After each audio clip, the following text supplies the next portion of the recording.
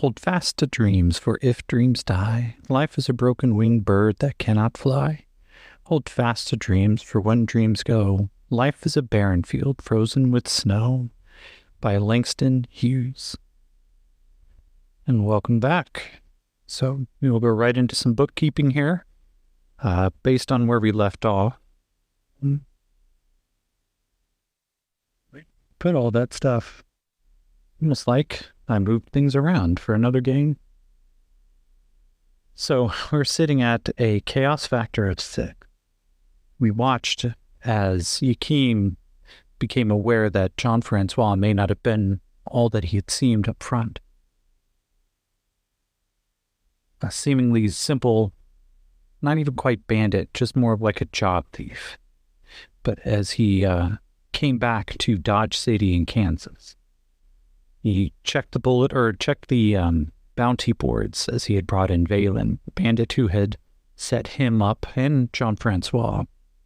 And despite the fact that they walked out of that trap, it's none the worse for wear, to be completely honest. They did, or at least Yakim took Valen back with him. Checking in, he made contact with the organization he apparently is working for, known as the JLA, the Juicer Liberation Army. Had set up shop here in Dodge City, including the head of the JLA, Julian the First, the general of the JLA, and seemingly kind of like semi-recruiter who had brought Yakim into the fold. And as we learned a little bit of back history, both for Yakim and for the JLA in general, including defining one of his hindrances, finding out that his enemy actually is the coalition state, for lack of a better term, the Nazi movement for human supremacy in the domain of man in North America. But the job that he was sent out to do, which was retrieve an intact doll for effectively a local bounty to help support the JLA financially, was a bust. Julian agreed to take the doll back with him and see if he can get a couple of pennies for it. But in the process, he realized, or at least Julian could see right away, that Yakim is suffering. He is starting to go towards the final phase and the last burnout that all juicers have to face. As he took Valen back to try to get a couple of pennies for her bounty, to find out that she had absolutely none, which was an absolute shock to me when I rolled the chaos factors. But in a seemingly just random moment, he turned and asked to see if there was anything specific for his new friend, Jean-Francois, to find out that not only was there a bounty, an active bounty for him, he was on the most wanted list. And with a random roll right afterwards, a roar of a motorcycle came down the street. And down the street, just slightly from where Yakim himself already was, he saw Jean-Francois step off the bike that he had departed him with maybe half a day ago, and step out into Dodge City and disappear into a building. And that is where we are going to pick up. So as we move into the scene, we're going to start off right off the bat. Let's see. I don't think the fate chart's going to change too much, though that is kind of a big shift.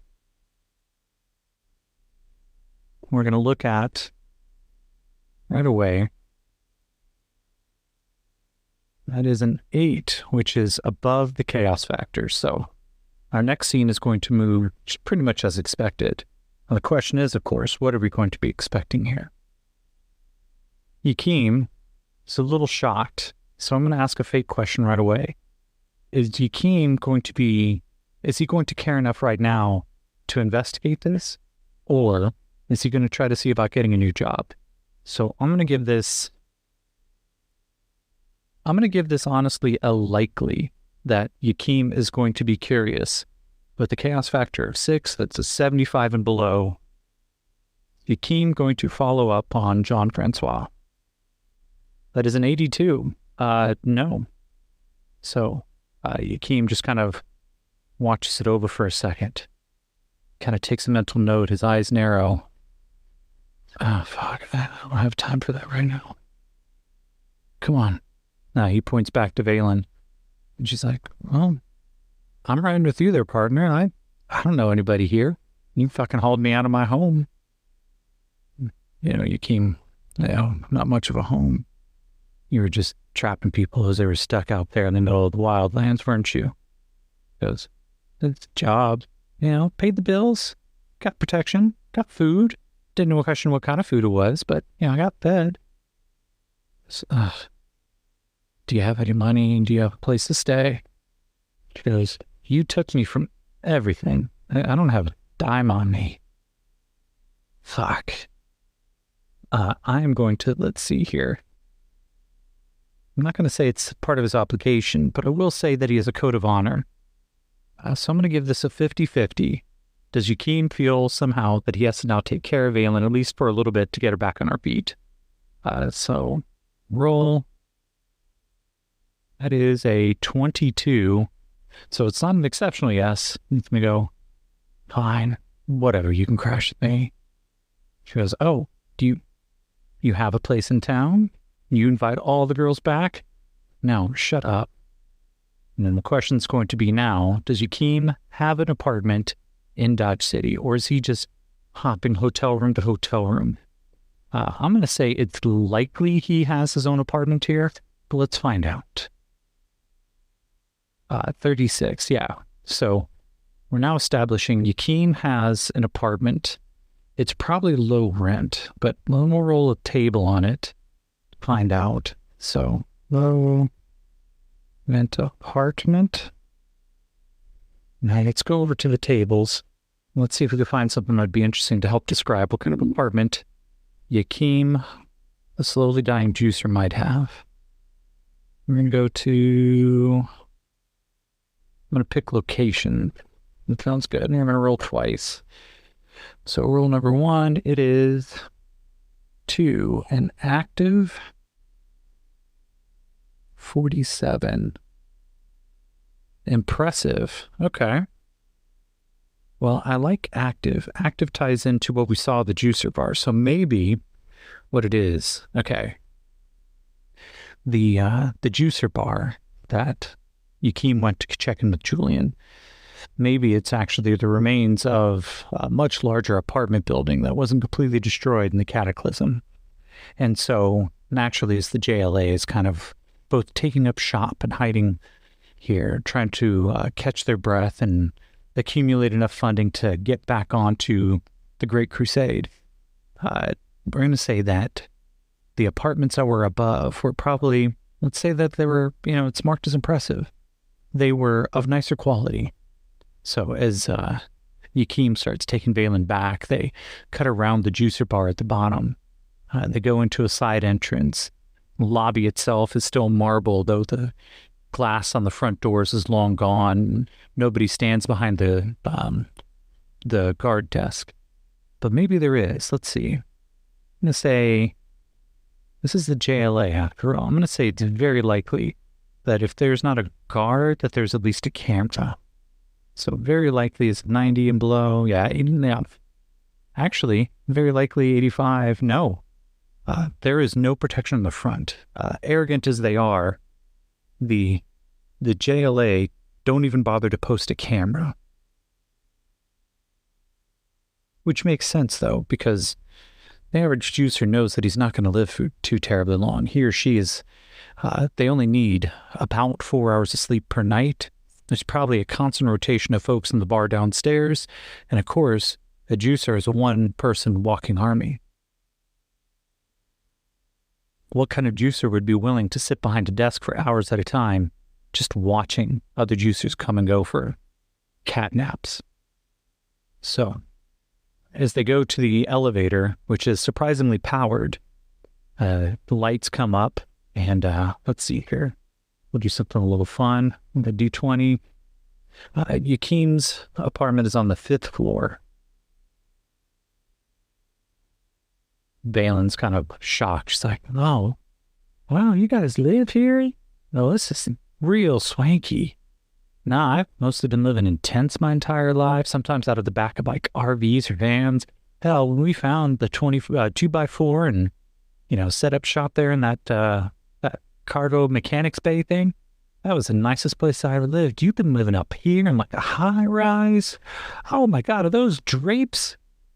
And Keem's like, yeah, we found this place. No one was living in it.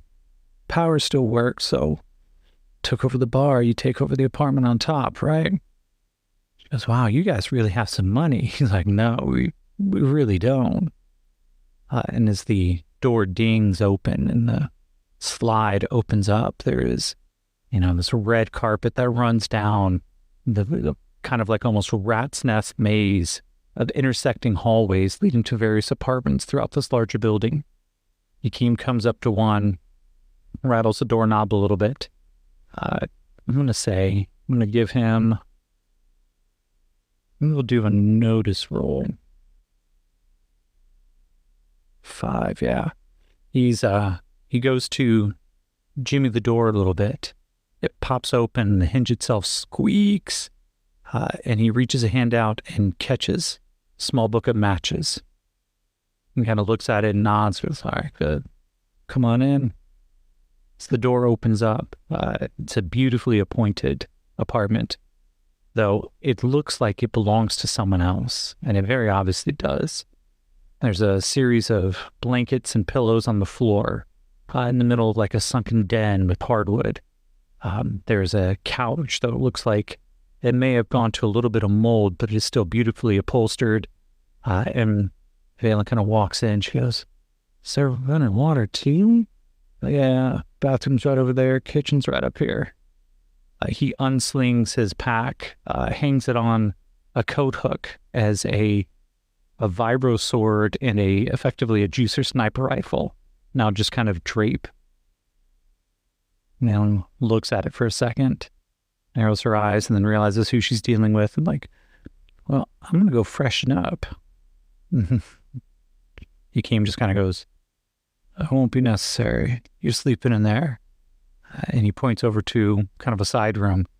She pokes her head in. She's like, "There ain't nothing in here." He goes, "Well, because you're not staying for long."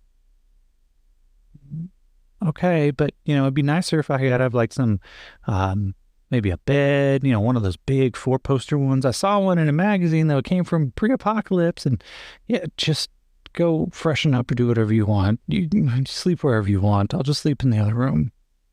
He goes, "Oh, okay. Well, this is only temporary." He's like, "Yes, thank you." As he settles in for a little bit, let's see, he picks up a communicator. Now, these things primarily rely on radio. The cell satellite services have been long dead. Nothing has long-range communication anymore.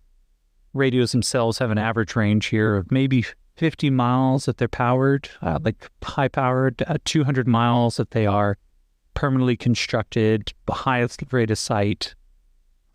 The coalition states may have the technology high enough to do something longer using laser relays, but for a group of effectively mercenaries, maybe labeled terrorists, the best they're going to have are just small powered radios.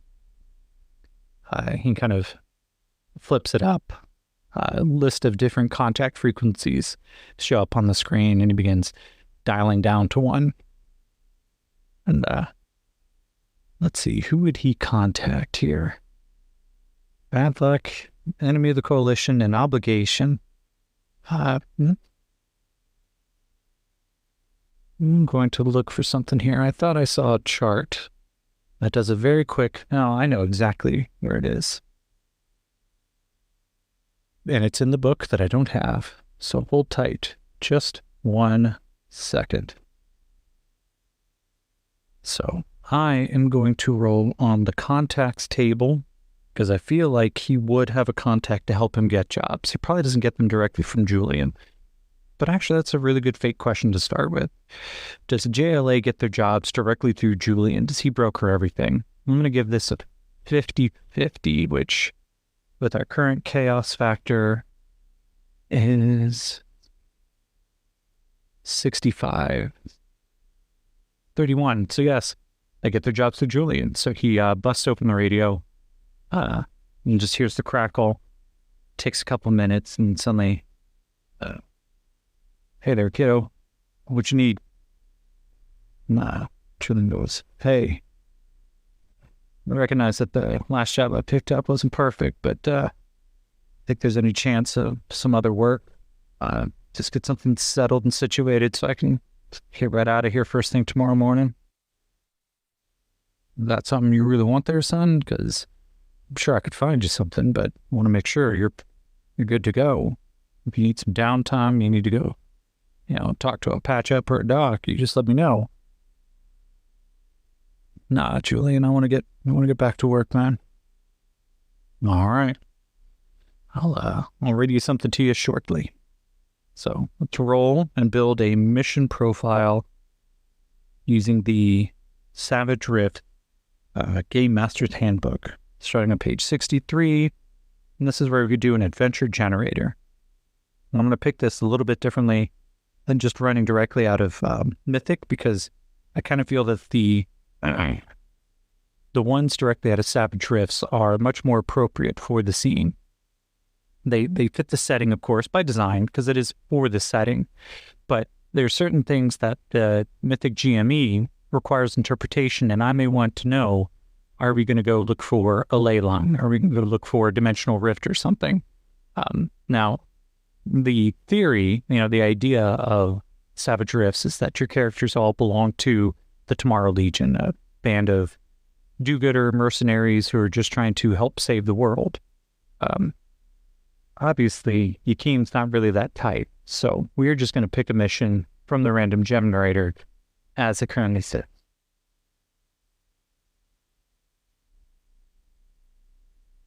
So let's see here. Mission profile, D20, and we get a 15. Security patrol. All right. So, security patrol, page 68.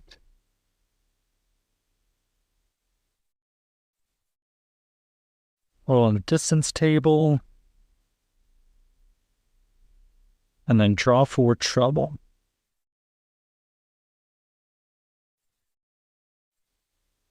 And so how do we draw for trouble?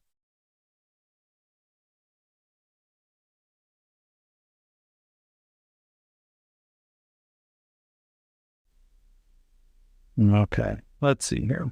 So the way that this works, you roll to determine the style of job that you're going to get. From the job, you can determine the distance from your home base that you need to go. And then from there, it gives you a list of different tables that you need to roll on to kind of build out and assume you know what this is. Per day, you roll or you draw a card, and for each face card you draw, you run into trouble. Now, trouble is its own table. So this specifically, this patrol is going to take 2d6 days. That is 3 days for patrol. 3 days. So, as we come back, about 15, 20 minutes later, Yakeem has settled in, made himself probably a really strong pot of coffee. Not that it does too much for him anymore. Caffeine is almost, like sugar water. It probably does nothing for kicking up his excitement, but it's at least a little something that probably fights off any drug-induced haze that he comes up. Valen is probably still, talking from the other room. Maybe if we can get some groceries in here, you guys have to have some farm supply in this place, so we could probably get a stew or something tomorrow. And at this point, Yakeem is just waiting for the drug-induced haze just to bliss him out of the conversation. The radio crackles back to life. It goes, hey, son, I got something for you. And Yakeem takes a long sip before he picks it up. He goes, hey, all right, what's up? What you got? He goes, you need someone to go out, about 3-day patrol. As you know, coalition states, they like to poke their noses through here. They claim that Kansas is their own. We just need to make sure that we're not being hightailed, because I always suspect that coalition states takes opportunity to steal land, but they also really do it to go see if they can find us. Julian, you really think they give a damn about us? Aren't they preparing to go up and siege Tolkien still? He goes, that's at least what the cover stories say. But you can never quite be too sure now, can you, son? You remember what happened there in Newtown? Yeah, no, I remember. All right. Why don't you stop by the bar first thing tomorrow, get you laid out on a map, get your radio tuned up, and you can head out first thing. All right. What's, how much of this is going back into coffers? He goes, nah, this one's not necessarily, paid for by our local mayor. This one's for us. All right. I got you, Julian. See, cracks the radio off, tucks it into his pack. He goes, hey, Valen, we'll be heading out tomorrow morning. If you need something, don't fucking bother me. Go downstairs, ask someone at the bar, I'll help you out.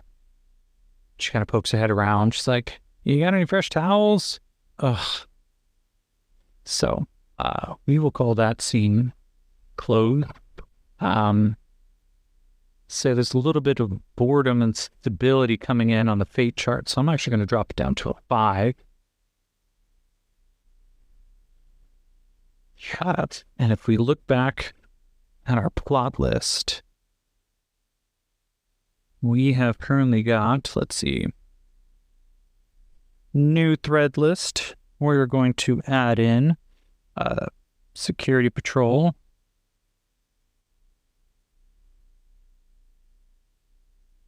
So we already have take missions for the JLA, Valen and Julian figured pretty heavily, so they'll get added again. All right. So we are going to go with a chaos factor of 5. We have an 8, so this is going to proceed as usual, as we're expecting. So first thing in the morning, actually probably about 2 a.m., depending on what time Yakeem goes to bed. He gets up. The meds, as he falls asleep on the floor, just the barest blanket covering up his form.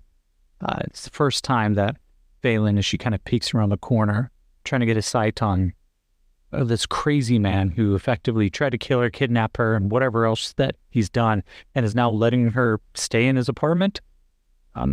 She peers around the corner and she sees Yakeem completely unconscious. His thick hair kind of sticks up like a goat's mane as he's just laying on his back, forehead over his eyes, and she can see the infamous juicer harness. First off, Yakeem is just an absolute slab of muscle.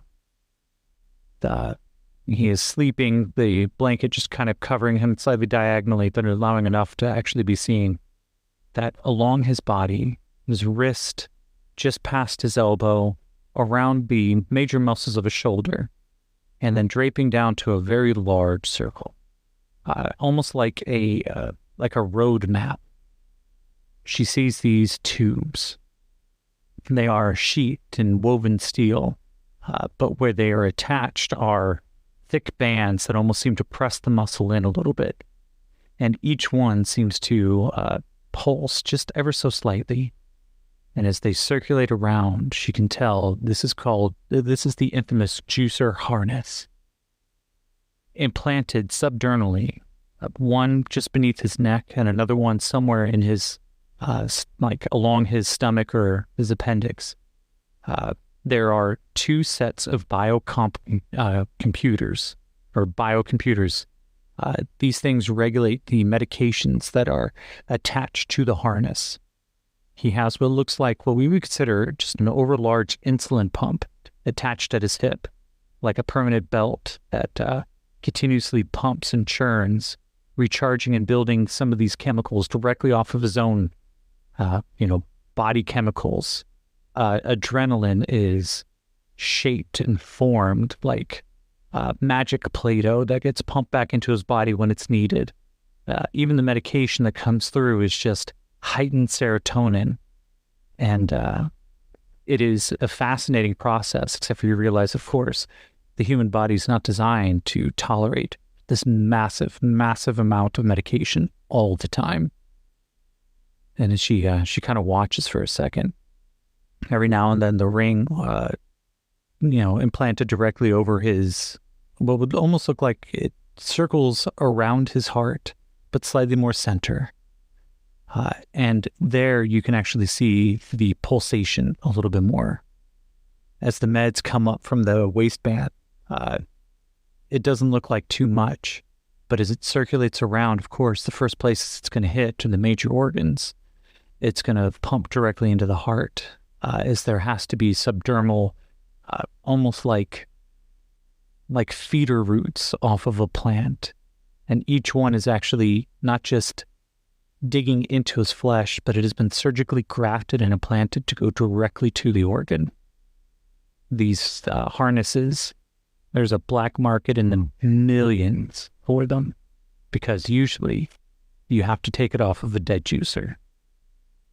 So getting one implanted, taking part of the juicer augmentation program, it could cost an individual millions, but a lot of the smaller kingdoms, dukedoms, fiefdoms, whatever else is out here, even those in the coalition states, heard that there are special operations programs to augment people with the juicer program. Those foolish enough to volunteer, well, they know what they're signing up for. There's always been promises, of course, that you can detox a juicer, restore them back to their original form. But the truth is, after a few years, it's a one-way conversion. If you take on this particular program, yeah, you may be able to detox, but a lot of the people who reform themselves, who go through that process willingly, end up with psychotic breakdowns, mental state that almost border on PTSD, as they suddenly no longer feel quite human. There's a high rate of those who decide that a life without that kind of chemical edge is not one worth living. And because of that, the conversion rates are not low because there's a low rate of survival, though there is. Conversion rates are low because at that point, why would you want to keep going? She looks around, realizes, of course, that the majority of his weapons have been stashed. She doesn't see his J9 hanging up against the door like she saw when he came in. We're going to do something here. Your stealth is a 4. Yakim does not rouse as she begins looking through the rest of the apartment. She finds in the apartment probably some old rotted food in the fridge. She's not been back for quite some time. Mouse have eaten through like a bag of bread, and they've pretty much set up shop in there. They scatter as soon as she opens up to look for something. And as she glances around and see, will she be willing? Yeah. I will give this a likely, if not high, I will say likely, that she goes out to try to find something for herself in the middle of the night. 43. Quickly, quietly, as Vaylin is not unaccustomed to disappearing without a trace, she steps out of the door. A few hours later, Yakim, he hears the quick bio alarm as he is being woken up by his biocomp. It buzzes through his ears, and suddenly he is wide awake, like someone who is on their third cup of coffee. Gets up, goes into the bathroom, takes kind of a quick, soggy rag style bath, gets dressed back up, putting on his loose-fitting fatigues that help cover up the juicer equipment, slings on this incredibly heavy-looking armor that fits over these broad shoulders, but for anyone else, it would be like trying to wear a poncho of full metal. He goes over to a closet that he has a lock engaged on, pulls out his weapons, and heads out. He goes downstairs. He just kind of blinks a little bit and he goes, wonder if Vaylin was still in there.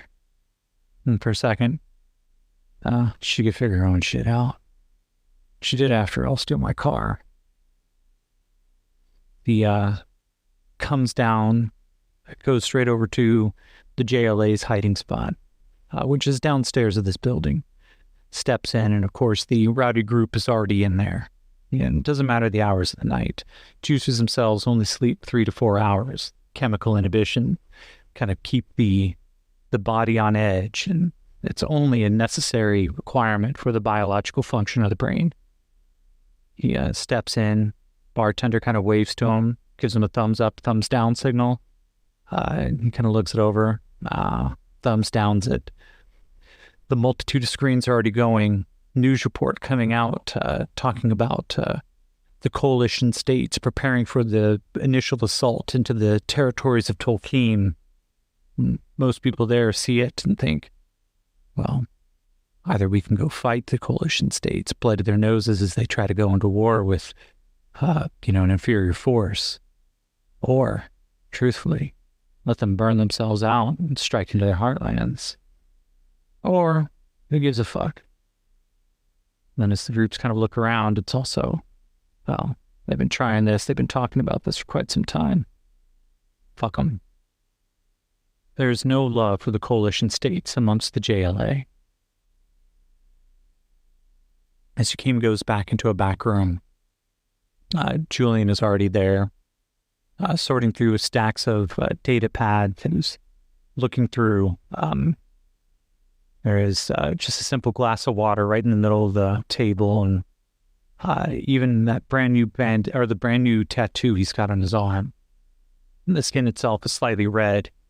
Anyone else, it would be a concern that it's not covered up and being plied with multiple layers of like ointments and tattoo healing. But for a juicer, the body's going to heal on that in just a few hours. Julian looks up. Hey, son. You picking up a job? Yeah, I called you last night about the patrol. It's like, no need to remind me, son. I know.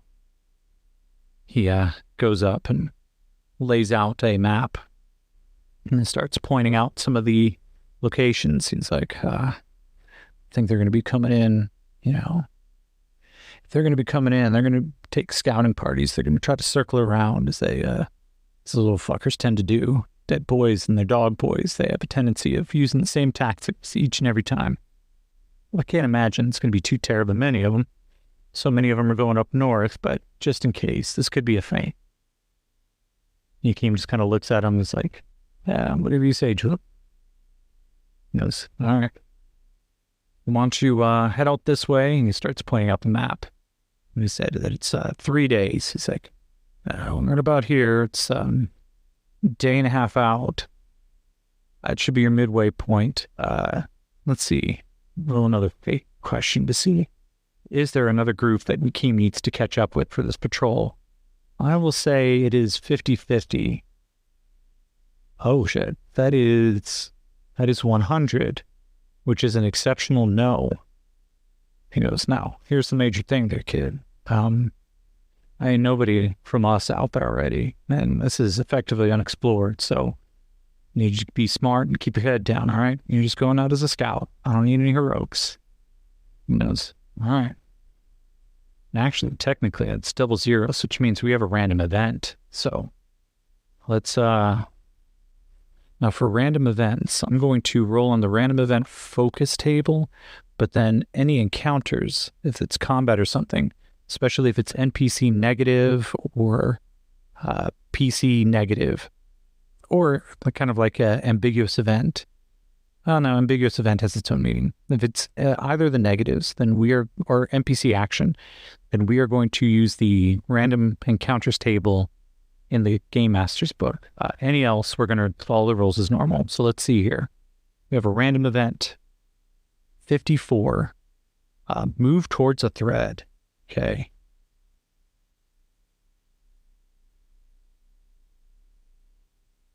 Let's take a look at our threads list.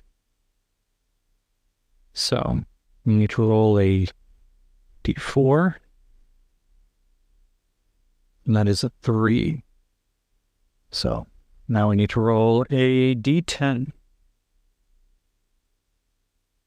Out of the 9, choose the most likely. Okay.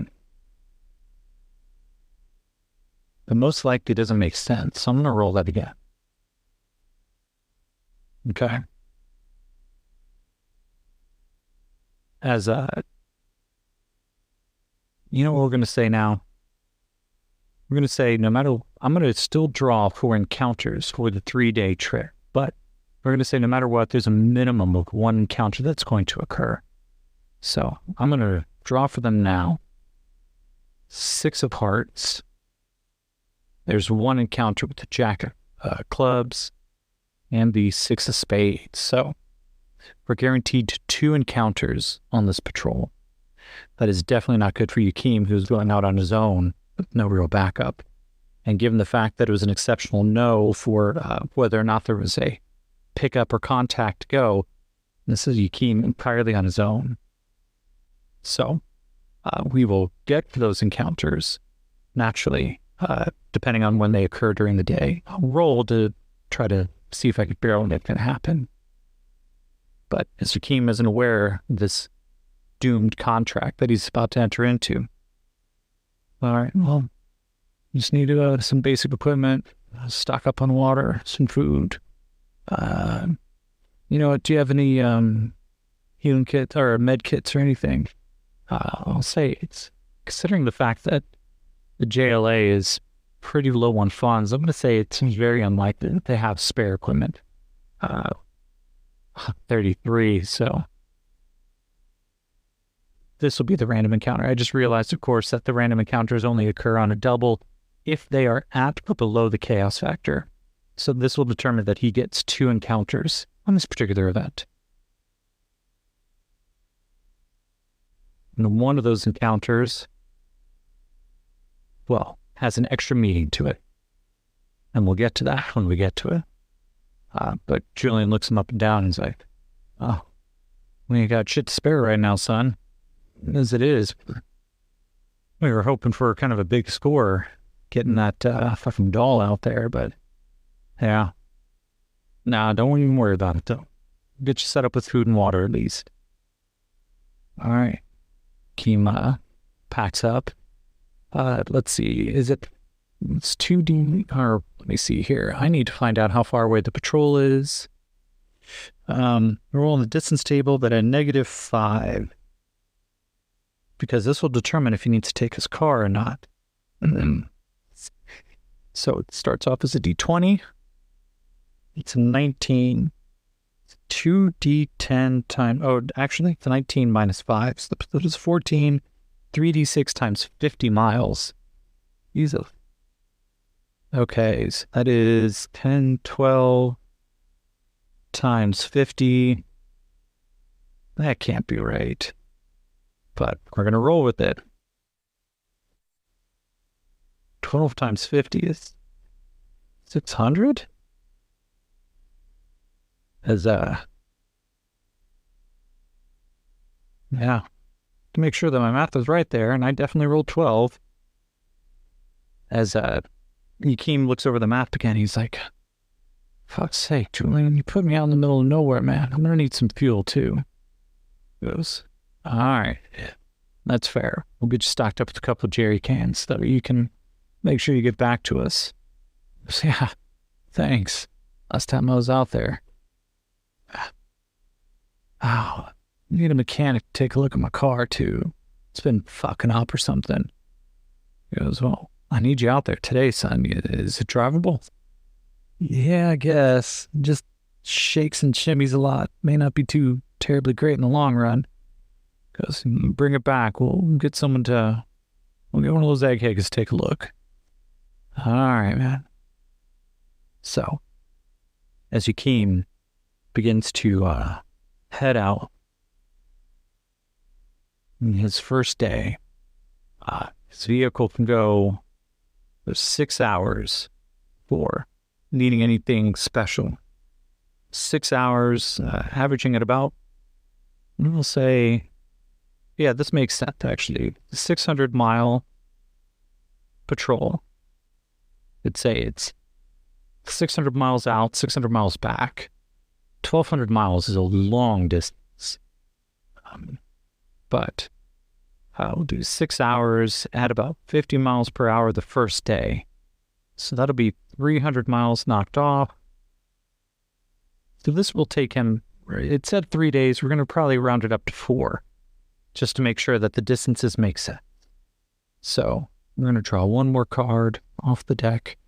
6 of clubs. So he's only got the 2 troubles. The first day he heads out. I'm going to roll on the chaos pack. Actually, we'll call that first scene done, and we're going to go right into the next day, which we'll do fairly quickly. Given the shittiness of this particular job that he just got, we're going to bump the chaos factor up. In addition, let's see here. I believe the threads list, he is currently on specifically the security patrol job, so we're not going to do too much there. So let's roll for the chaos factor. 4, okay. So on a 4, remember correctly, that is an interrupt scene. Okay. So he sets out the first couple of hours. Roll a D10, 7, make 2 adjustments. 5, remove an object. 1, remove a character. Okay. Let's see which character we're going to remove, because we've got quite a few. 3. No. 2. Okay. He radios back in. And says, hey, Julian, heading out to the first mile marker. I'm going to be getting outside radio range in just a little bit. I just want to check to make sure, is everything all right? And Julian comes back. Good checking in, son. Now I'm going to be heading out in just a little bit myself. I got a mission I got to go take care of, get some contacts going. So I'm going to be radio silent. Right, you're not going to have too much contact back home. Fuck, man. Well, I'm going to be heading out here anyway. It's pretty far, so I can't imagine. Now let's do that roll. Definitely below. So first thing we're going to do, we're going to go right into, this is where the first encounter is going to occur. We're going to roll on the trouble die. 17. Yep. Draw an encounter. So, not but just past 50 miles past Dodge City, Yakeem on the radio with Julie. He is about to become interrupted by combat.